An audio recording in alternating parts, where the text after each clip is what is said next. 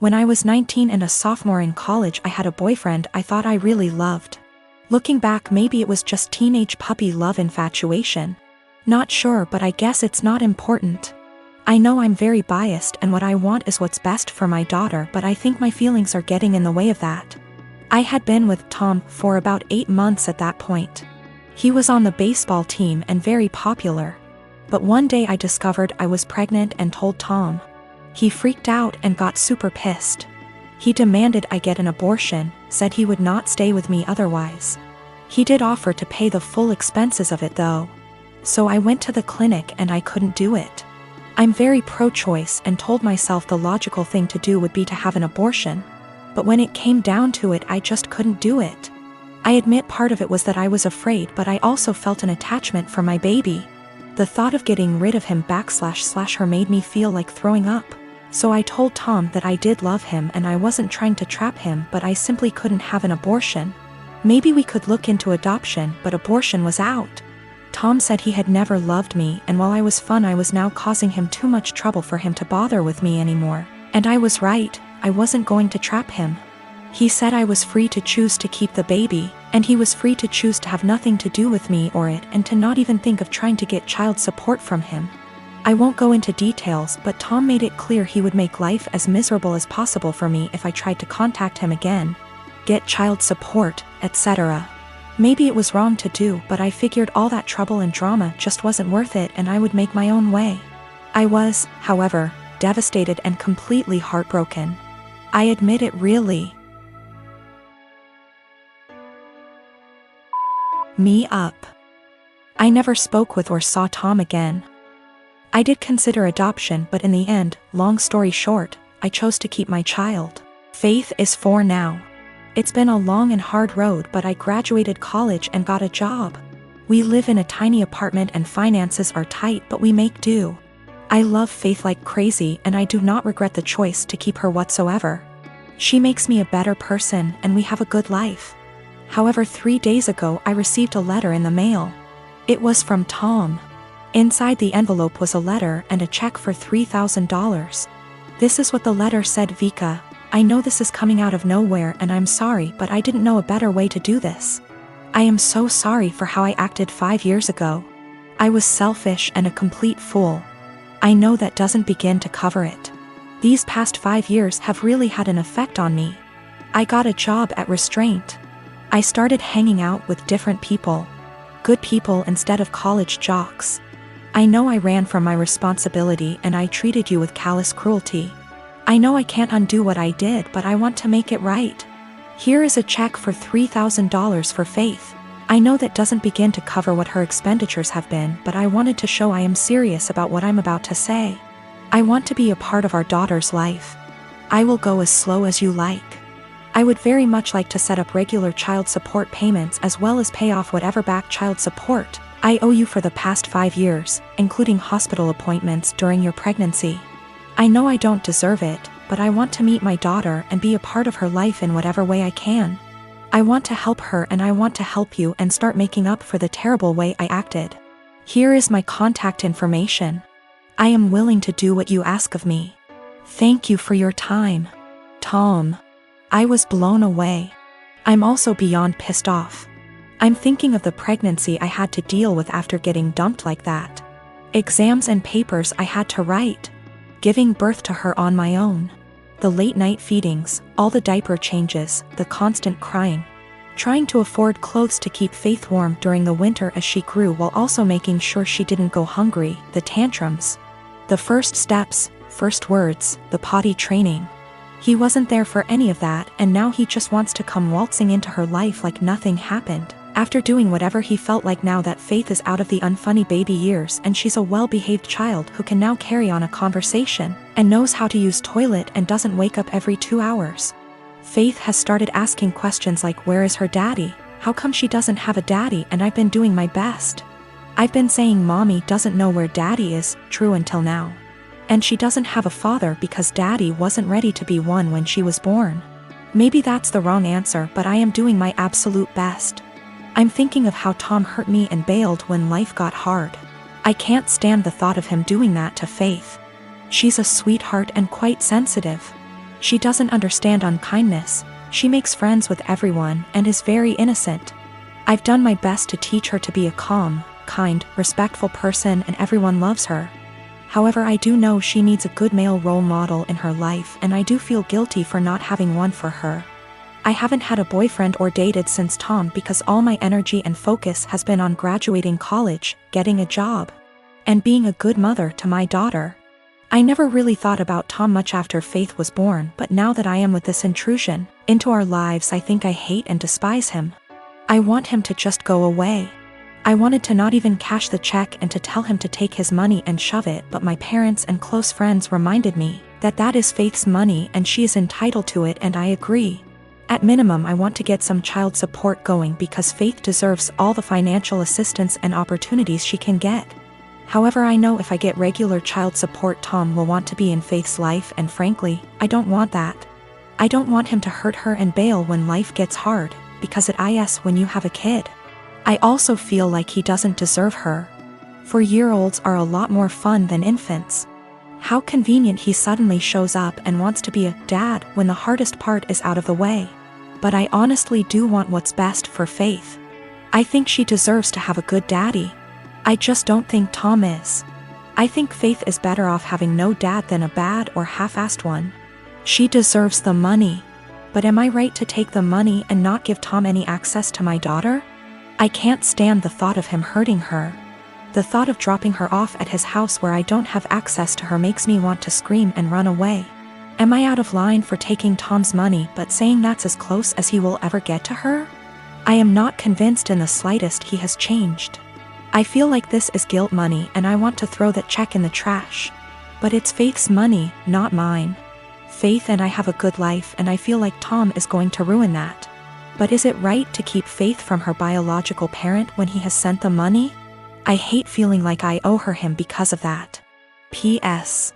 College boyfriend dumped me after I got pregnant and threatened to ruin my life if I tried to talk to or get child support from him.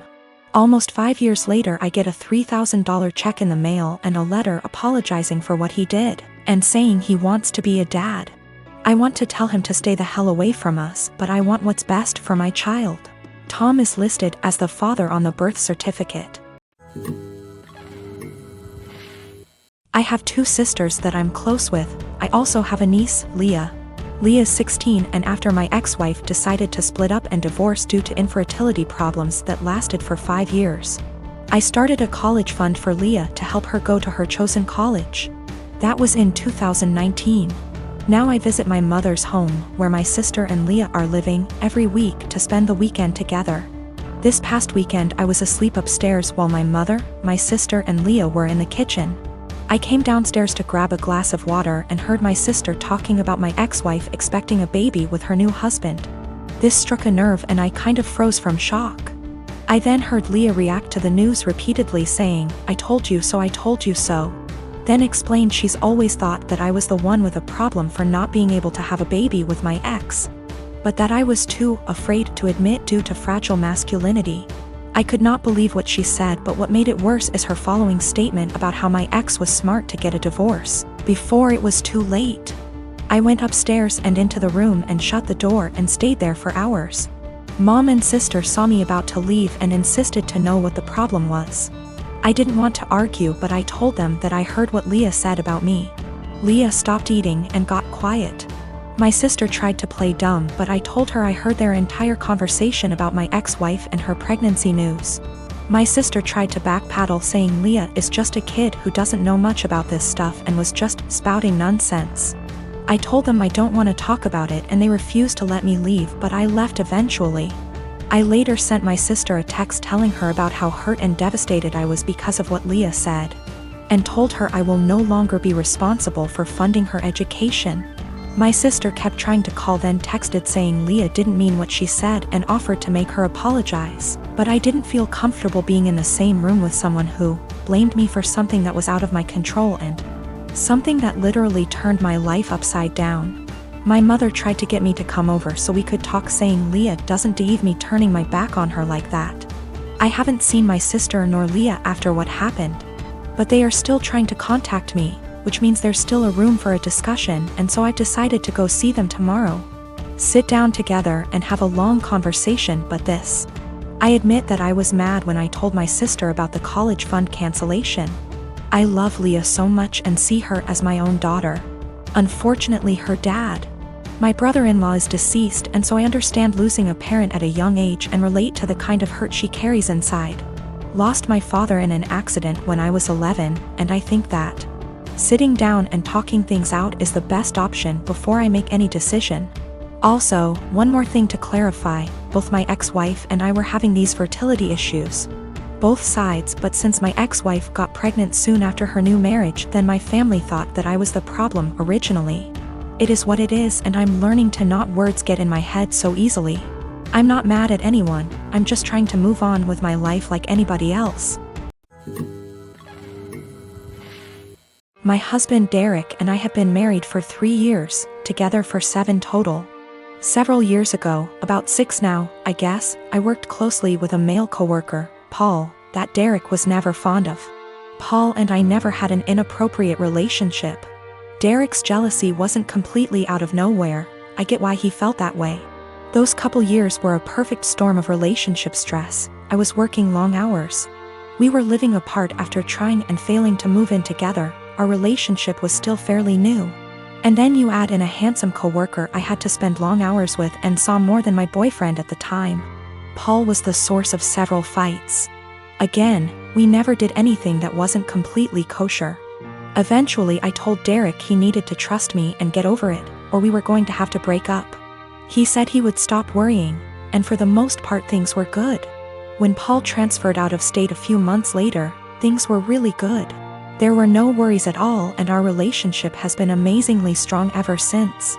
This last weekend, my husband went out with a couple friends to some bars and a football game. When he came home, he was pretty wasted. We talked for a bit, and he mentioned how a friend of his had told him that he broke up with his girlfriend because she cheated on him. I commented on how that was a bummer and good for him for finding out before they got too serious. Derek, however, had a different take on it. He said it was a shame because they had seemed like a good couple, and if they really loved each other his friend could move past the cheating. Just like he had with me. At first I thought my husband was admitting to cheating on me, and asked him what he meant. He told me he always knew that Paul and I had slept together at least once all those years ago. But he knew I was the one for him and forgave me. I told Derek that I had never so much as even hugged Paul, except maybe at his going away party, let alone slept with him. Derek sort of just patted me on the arm, said of course, and passed out. The next morning I asked him about the conversation and he said it was okay, he had forgiven me, it wasn't even an issue. I again stressed that I had never cheated on him with anybody and I needed him to believe me. He sort of did the same, of course you didn't, babe wink thing again, and went to work. Every time I've tried to talk to him since, he won't hear me out. I'm this close to losing it with him. I need him to know that I never cheated, and I'm hurt that he thinks I would do something like that. What do I do? Do I just let him have this since it's not really hurting anything, or what? I don't want my own husband to think so little of me that he thinks I would cheat. That's not who I am. I'm 19 years old female was traveling alone on an 11-hour flight today. And a guy in his 20-year is in the same row as me. I was exhausted because I only got 4 hours of sleep before the flight so I could sleep on the plane, but this guy, we'll call him C, keeps trying to make conversation. C starts off by telling me he's autistic, and then asking me if I like K-pop, and he keeps non-stop talking and rarely gives me a chance to speak, not that I wanted to. I tried to be polite because I have ADHD and I understand how social cues are difficult, so he probably can't tell I'm not in the mood. Over the course of the next 20 minutes I tell C maybe 5 times I want to sleep and put my headphones on, and each time, C begins speaking to me after maybe 2 minutes of silence. Finally I was able to sleep for around 4 hours, but when I woke up C started up again. I'm still really tired, and I had some personal issues the day before my flight, so I'm also socially exhausted. But I let him talk for a bit before I start watching a show on my phone. I tell him maybe 5 separate times that I'm trying to watch a show, and that I'm not interested in talking to him right now, but maybe later. C still keeps trying to talk to me, and when I snap a bit and tell him I'm getting a bit annoyed, he goes into a full-on self-hating. I'm so sorry, I'm horrible, God, I'm just gonna shut up now, rant. And I feel bad because I should have been nicer to him, and I can understand emotions being too strong and spiraling. I tell C that it's okay, and I just want some time to myself as I'm not the chattiest person, but maybe later we can talk. I put my headphones on and watched my show, but C kept trying to speak to me, but this time I ignored him. Which was honestly a shitty move from me, but I just didn't have the energy at this point to interact with him. This was the wrong move, as he moved to get out of the row and stood in the aisle and began yelling at me. I didn't catch everything he said, but it was along the lines of, why can't women believe not all men are bad? Some men are on your side. I'm a nice guy, why are you ignoring me? He storms off to the bathroom, and I take that chance to ask a flight attendant if I can change my seat because he really freaked me out, and I didn't want to have a panic attack on a plane. The flight attendants were amazing and got my stuff and moved me far away from him. I feel like I'm TA because he does have autism, and I could have been more patient maybe, and ignoring him was a shit thing to do.